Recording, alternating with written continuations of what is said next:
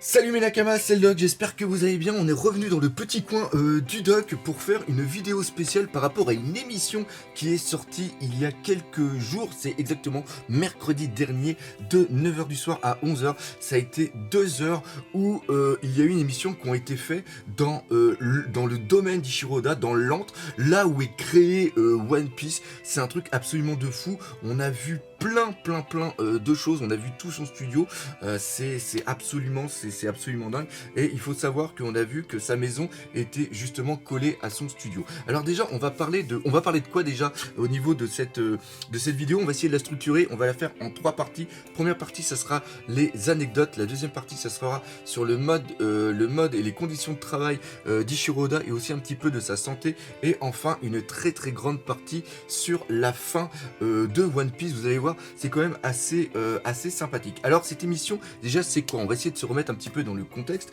L'émission s'appelle Omedeka TV, qui signifie c'est vrai. Alors pourquoi ce titre au niveau de cette émission? C'est simple, c'est que le présentateur, qui s'appelle Sanma Akashiya, est un acteur japonais qui est hyper connu au Japon, et tous les mercredis il a une émission qui dure 1 heure, de 9h à 10h du soir sur Fuji TV, et en fonction du thème de l'émission, il y a des experts qui viennent et ils parlent ensemble, et souvent il y a des grosses révélations, et c'est pour ça que le titre c'est vrai, point d'interrogation, parce que les gens ils sont tellement étonnés que là un truc comme ça c'est fou. Et là il a réussi un tour de force, parce qu'on sait que Ishiroda est quelqu'un qui aime pas beaucoup parler de lui, qui aime pas beaucoup se présenter. On voit beaucoup, alors il y en a eu dans les One Piece magazine pas mal de photos de différents endroits de son studio, mais on n'a jamais eu une vision globale de la chose. Et Ishiroda est aussi quelqu'un de très réservé. La dernière et la seule interview qu'il y avait eu, c'était pour l'annonce du film One Piece Gold, où il y avait une interview qui était faite, et il était de dos, et souvent quand il y a des photos qui traînent sur Twitter sur différentes choses, on ne voit jamais son visage. Et là pendant l'émission, il était impossible qu'il ne soit pas face caméra à certains moments, et quand il est face caméra justement, son visage a été, il y avait une transposition avec le visage de Luffy, et c'est rare qu'on ait une telle émission. Et qui est un petit peu un rêve pour nous tous. On voit où travaille, là où est réalisé quoi. Franchement, je donnerais n'importe quoi pour pouvoir ne serait-ce que poser le pied dedans et pouvoir visiter pendant une dizaine de minutes. Donc en un sens, à travers ça, je trouve que c'est un très beau cadeau pour ces débuts d'année, et en plus c'est peut-être aussi pour fêter les 20 ans de One Piece. Donc durant ces 2 heures qui ont été de la visite, et aussi des sortes de questions-réponses avec Ishiroda, il y a eu plusieurs questions qui ont été posées, et il y a eu des réponses, et je me suis basé sur plusieurs pages Facebook et un site. Alors on va les citer: One Piece Spoil FR, One Piece FR est aussi pour moi le meilleur site, Arlong Park, et donc j'ai fait une sorte de compilation, parce que des fois il y avait des mauvaises traductions, donc j'ai essayé de réunir les idées, et je pense qu'on s'approche un petit peu de ce qui a été dit au niveau de la vidéo.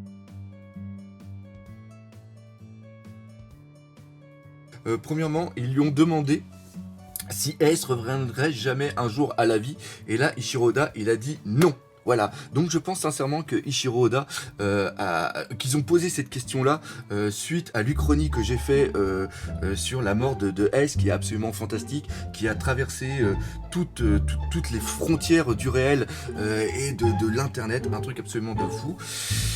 Ceci est bien sûr une grosse boutade, parce que cette vidéo normalement a été tournée le 16 décembre. Donc voilà, donc non, mais par contre c'est vraiment bien qu'il explique que Ace ne reviendrait jamais à la vie, donc ça c'est vraiment excellent. Après, la deuxième chose qui est vraiment excellent, et là on peut voir aussi la relation qu'un père peut avoir avec ses enfants, il avait prévu de faire Amazon Lily plus tard dans l'histoire, donc je pense que peut-être que Amazon Lily aurait pu être justement pendant l'ellipse des 2 ans. Pourquoi? Parce que tout simplement ce n'est pas, je pense pas qu'elle aurait été vraiment l'importance de foutre Amazon Lily seulement que pendant après les 2 ans.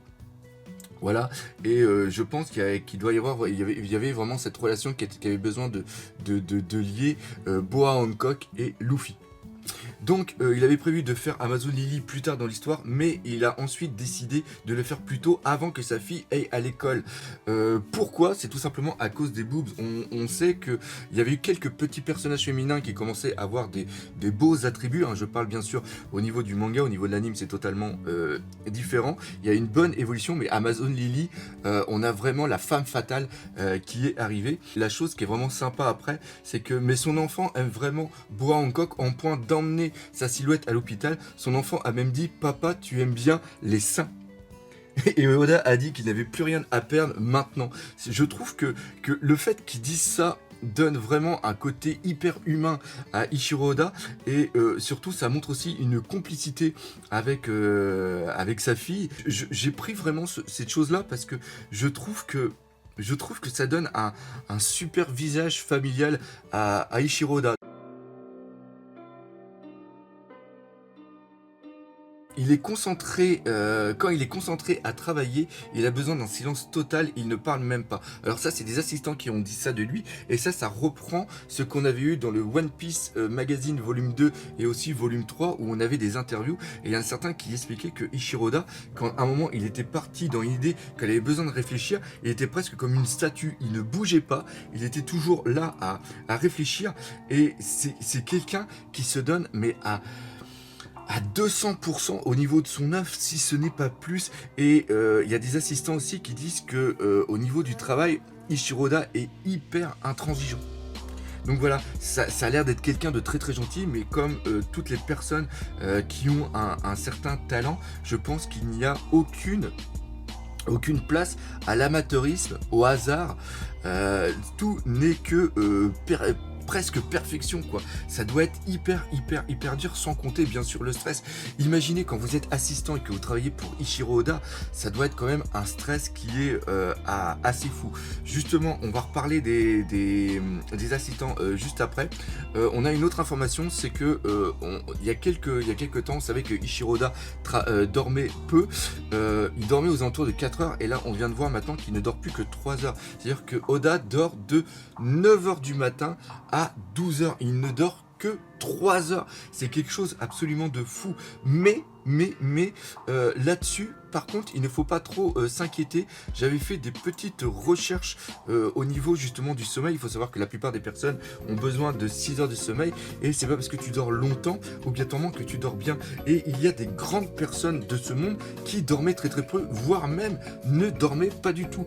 On va citer quelques exemples. On a Napoléon, Winston Churchill, Margaret Thatcher, Jacques Chirac, Albert Einstein, qui disaient: je ne dors pas beaucoup, mais je dors vite. Encore une fois, c'est le fait de faire des sortes de micro-sommeil. On avait aussi Marguerite Duras, Charles Baudelaire, Madonna, Maria Carey, Prince, ou encore Barbara. Donc voilà, ça c'était les petites informations. Par contre, son personnel, lui, dort de 5 heures du matin à 12 heures. Et il faut savoir aussi, Oda travaille énormément la nuit, parce que la nuit, il se trouve en phase. Et il aime bien aussi ce côté calme. Ichiro Oda a 10 assistants, et justement dans la vidéo on voit là où travaillent ses assistants, et on voit que c'est un endroit qui est quand même assez aéré. Il y a un aquarium sur le côté qui fait une sorte de vitre avec des poissons derrière. Ça fait un petit peu penser aussi au Sunny, quand il y a le salon où il y a tout l'aquarium qui est tout autour. C'est hyper bien rangé, c'est pas du tout bordélique. Et quand on voit le bureau d'Ichiro Oda, qui lui est un bordel innommable, et d'ailleurs dans l'émission, on a vu des petites planches qui sont apparues quelque temps dans les derniers chapitres, la double page en couleur. Et ça c'est cool, parce qu'il faut encore rappeler que cette émission a été tournée le 16 décembre, et c'est un croquis qui est encore en noir et blanc. Donc ça c'est vraiment classe. On a vu aussi quelques petites pages. On a vu en plus on va faire un petit tour au studio, il a un train dedans, mais un train où on peut se mettre dedans et on peut partir. Il a énormément de figurines au niveau de la vidéo. Ça a été un plaisir de chercher les différentes petites figurines Banpresto. Il a le Gear 4 justement de la pop.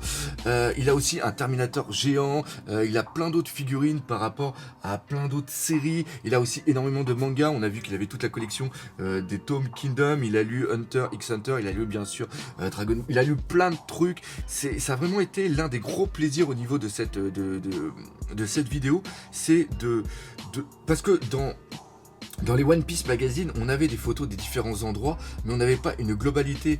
Là, c'est le mec qui s'est créé un domaine où il se sent bien. C'est un petit peu comme moi. C'est-à-dire que là, j'ai toutes mes vitrines avec mes figurines. C'est vraiment mon atmosphère One Piece, ma maison, et je suis dans ma maison.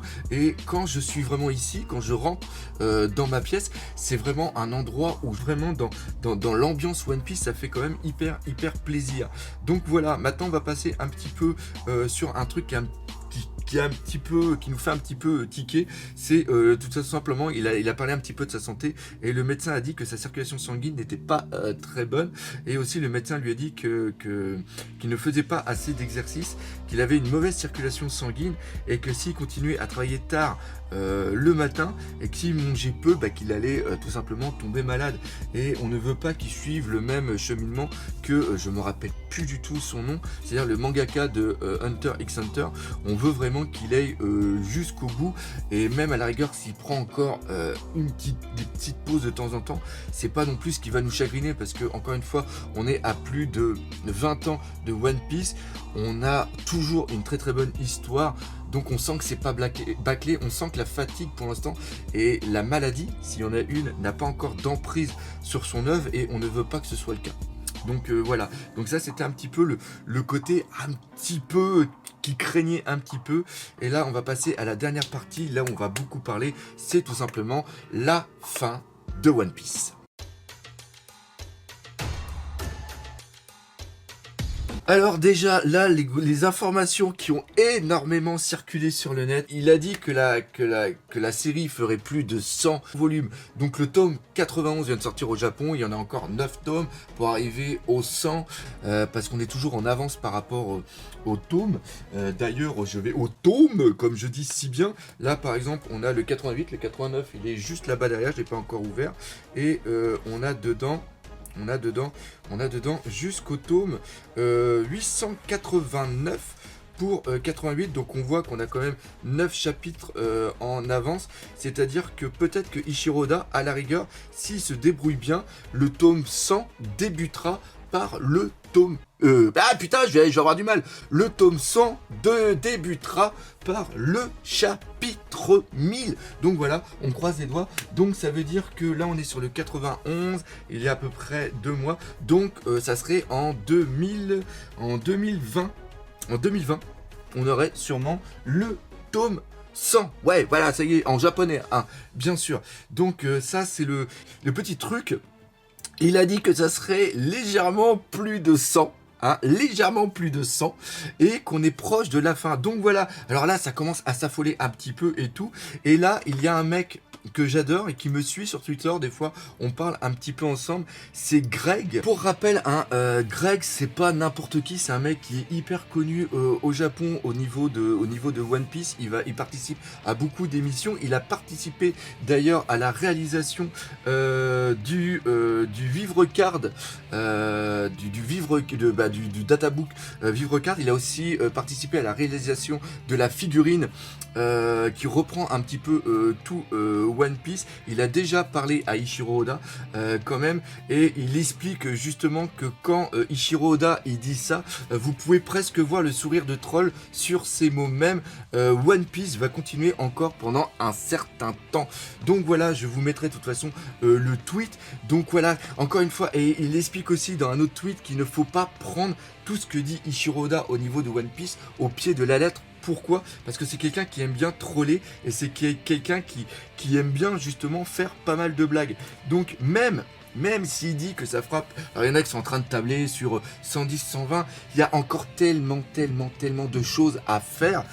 Après, justement, Akashiya a posé une autre question sur le but des personnages principaux dans l'histoire, le trésor One Piece. Il a demandé si justement il avait des liens familiaux, et Ichiro Oda a répondu que non, il déteste ce genre de choses. Et là, il a fait un truc vraiment excellent, c'est qu'il a expliqué que si en un sens on faisait One Piece, le One Piece, si on le faisait comme une sorte de truc philosophique, ou comme beaucoup de personnes disent, et moi le premier, comme quoi que l'histoire est en un sens le One Piece, c'est-à-dire qu'une fois qu'il aura trouvé le One Piece, la découverte, c'est toute l'histoire qu'il a eue, et tout ce qu'il a vécu, tout ça était en vérité le One Piece. En vérité, ça serait complètement merdique, parce que ça ressemble à la fin du Magicien d'Oz. Rappelez-vous, on a un épouvantail qui a pas de cerveau.